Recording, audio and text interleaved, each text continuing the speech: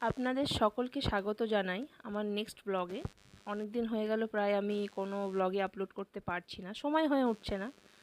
যখন যখন সময় পাবো তখন আমি আপলোড করব। এটা প্রায় অনেক দিন আগেকার ঘটনা, প্রায় জামাই ষষ্ঠীর আগের ঘটনা।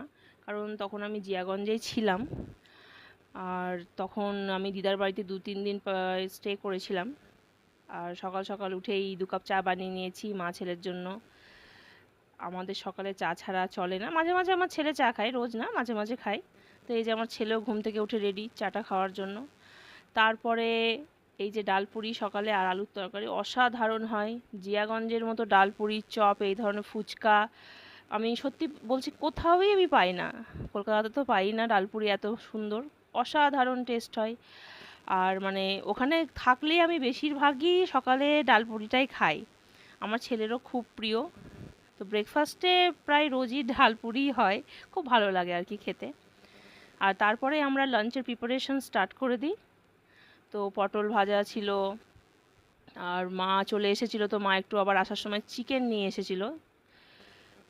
তারপরে আমার দিদা তো খান না চিকেন, তো তার জন্য আবার একটু ডিম আমি করেছিলাম। আর দিদা বললে একাই আমি খাবো না, করলে সবার জন্য করো। তো একটু আমি বললাম ঠিক আছে দিদা, তাহলে আমি ডিম পোস্ত বানাবো, একটু কাজু বাদাম জিরে আর এই যে একটু পোস্ত।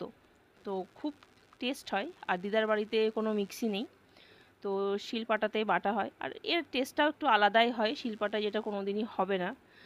তো মশলাগুলো বেটে নেওয়া হলো, পোস্তটা আমি বেটে নিলাম। আর এখানে একটু পেঁয়াজ কেটে রেখেছি, আর একটু গরম মশলা বেটে নিয়েছিলাম। আর একদিকে দিদা তাড়াতাড়ি চিকেনটা বসিয়ে দিয়েছিল, তো চিকেনটা হয়ে যাচ্ছিল একদিক দিয়ে। আর তারপরে তা করতে করতে দিদা দেখি একটু রাতের ভাত ছিল, ভিজা ভাত মেখে ফেলেছে, আর এটা তো আমার খুব প্রিয়। তো দিদা আর আমি মিলে এটা খাই। আর ডিমগুলো আমি সব ভেজে নিলাম। ডিম পোস্তটাও আমার খুব প্রিয়, আমার খুব ভালো লাগে খেতে, অ্যাকচুয়ালি আমার খেতেই ভালো লাগে, তার জন্য না। তো আমি এদিকে ডিম পোস্তটা বানিয়ে নিলাম। দিদা বললো আজকে তুমি ডিম পোস্ত বানাও, যেহেতু তুমি বলেছো আমাকে খাওয়াবে, তো তুমি বানাও। তাই বললাম ঠিক আছে দিদা, আমি তোমাকে বানিয়ে বানিয়ে খাওয়াচ্ছি, তোমার খুব ভালো লাগবে, খেয়ে দেখো। তো আমি নিজের হাতে দিদার জন্য ডিম পোস্তটা বানালাম। এই যে বেশ গা মাখা মাখা করেই বানিয়েছিলাম, ঝোল দিইনি বেশি। আর এই যে ভাত রেডি, মাছের ঝাল রেডি, মাছের ঝালটা আগের দিনের ছিল, জাল দেওয়া হয়েছে, পটল ভাজা, এই যে ডিম পোস্ত রেডি। আর খুব সুন্দর দেখতে লাগছিল, আমি পুরো কষিয়ে বানিয়েছিলাম, গন্ধটাও খুব সুন্দর আসছিল। আর এই যে আমাদের চিকেন তো সবার আগে রেডি হয়ে গেছে, দিদা নিজের হাতে বানিয়েছিল, আর দিদার হাতের রান্না উফ অসাধারণ। এই যে খাওয়া দাওয়া স্টার্ট হয়ে গেছে, খাবার যখন রেডি আর তো ওয়েট করা যায় না। সবাই মিলে আমরা খাওয়া দাওয়া শুরু করে দিলাম দুপুরের। তারপরে আবার মা একটু দইও আনলো, যে একটু দই ছাড়া তো অসম্পূর্ণ, তো চল একটু মিষ্টি দই আনা যাক। তো মিষ্টি দই এনে এই যে মিষ্টি দইও দুপুরে একটু করে সবাই আমরা খেলাম।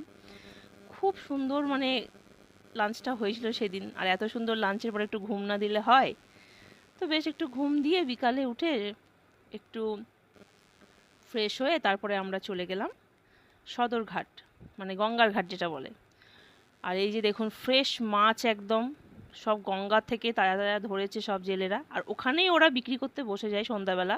কিছুক্ষণের মধ্যে প্রায় সব বিক্রি হয়ে যায়। আর সেখানেই আমার ছোটোবেলাকার একটা বান্ধবী, আমরা আগে থেকেই প্ল্যানিং করেছিলাম দেখা করব, ঘুরবো। তো লিনা, ওর নাম কোয়েলো, বাট আমি লিনু বলেই ডাকি। তো সেও চলে এসেছে নিজের মেয়েকে নিয়ে, এই দেখুন পার্কে। তো সত্যি সেদিন খুব মজা হয়েছিল। মানে আমরা একদম ছোট্ট, মানে 2.5-3 বছর থেকে আমরা ফ্রেন্ড।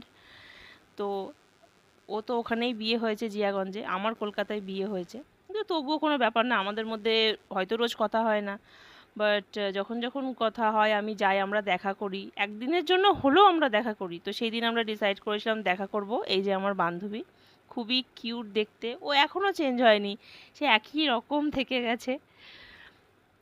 আর এই যে আমার ছেলে খেলা স্টার্ট করে দিয়েছে, তার তো পার্ক খুব প্রিয় জায়গা। আর এই যে তারপরে এখানে একটা দোলনার মতো ছিল, তো আমার বান্ধবীর মেয়েও বসে গেল, আমার ছেলেও। তো এই যে তারা ওখানে বেশ খুব ভালোই দোলনা কাটছিল, খুব ভালো লাগছিল বাচ্চাদের এরকম খেলতে দেখে। আর সচরাচর তো বছরের পর মানে দেখাই হয় না, আমি তো বছরে প্রায় একবার যাই, তো সবার সঙ্গে আমার দেখা হয়ে তো উঠে না, কিন্তু যখন যাই আমি চাই সবার সাথে একটু যেন দেখাগামি করতে পারি, ভালো লাগে বেশ।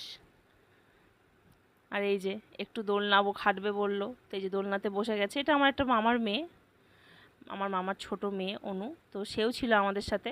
আমার ছেলে গেলে ওকে ছাড়া আর থাকে না, অবভিয়াসলি ও ছিল সঙ্গে, ও মানে রোজই থাকে যেখানে আমরা যাই। এইবার হচ্ছে খাওয়া দাওয়ার পালা, আর প্রথমেই ফুচকা।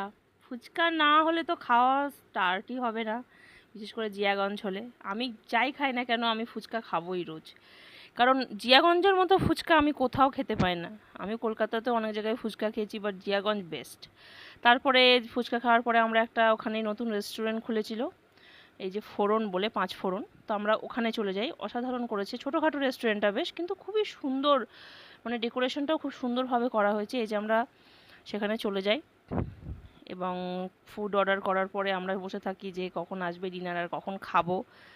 খাওয়ার দাওয়ার ব্যাপারে আমি আবার অপেক্ষা করতে পারি না, খাওয়ার নামে আমার আরও যেন খিদেটা পেয়ে যায়। তো সবাই মিলে অপেক্ষা করছি, একটু গল্প গুজব। তারপরে যে প্লেট প্লেট সার্ভ হয়ে গেল, তারপরে যে সবাই চামচ নিয়ে প্রায় রেডি।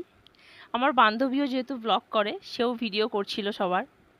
আর ও তো কবে আপলোড করে দিয়েছে, আমি আপলোড করতে পেরেছিলাম না, এতদিন হয়ে গেল। তারপর চলে এলো এই যে, এটা যেন কড়াই চিকেন ছিল আই থিঙ্ক। আর এই যে নান, আমরা বাটার নান অর্ডার করেছিলাম, নানগুলো খুব সুন্দর ছিল। আর এই যে খাওয়া স্টার্ট করে দিলাম, তারপর সবাই মিলেই আমরা খাওয়াতে ফোকাস করি। তারপরে নেক্সট অর্ডার চলে এলো চিকেন ভর্তা। অনেকটা মানে কোয়ান্টিটি ছিল এবং খেতেও অসাধারণ ছিল, খুব ভালো লেগেছিল। তো সেইভাবেই সেই দিনটা খুব ঘোরাফেরা, খাওয়া দাওয়া সব নিয়ে খুব ভালো কেটেছিল। আপনাদের সঙ্গে দেখা হবে আবার নেক্সট ব্লগে। টাটা, বাই বাই, ভালো থাকবেন।